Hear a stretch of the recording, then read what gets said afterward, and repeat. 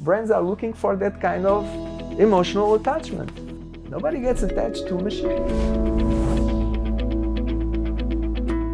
We should use software to do what software is really good at, which is compiling information, organizing the information, analyzing the information, providing the information, distributing it to the TP expert so that he can be super effective in providing it to the customer. When it comes to faking feelings, all evidence tells us that it's never going to be effective from the standpoint of what the customer feels. The problem with generative AI is that it's kind of like a mean of artworks which were used for the training. So usually if you would like to have something which is unique, which is something unseen, something which has sparkle of innovation in artistic sense, it's usually very difficult to get into this state. So you can get something which looks beautiful. If the customer knows that he's talking to a machine or interacting to a machine, he will hardly feel the same way.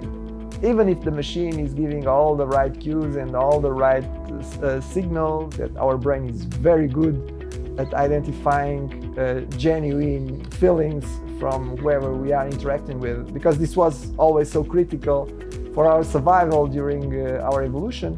The dream of artists is to have a tool which kind of reduce the number of repetitive steps that he needs to do in order to create a specific, unique style which he can produce on his own.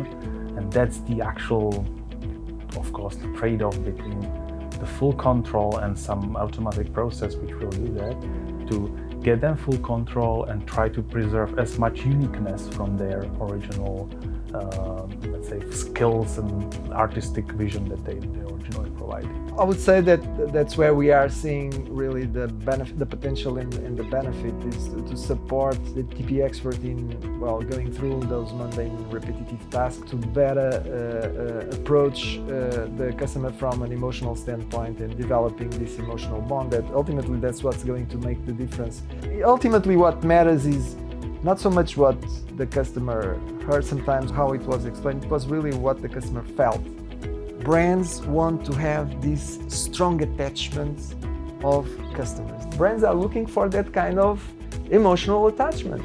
Nobody gets attached to a machine. That's the difficult thing. So what we do is we train our TP experts to be extremely proficient in utilization of AI capabilities that we develop.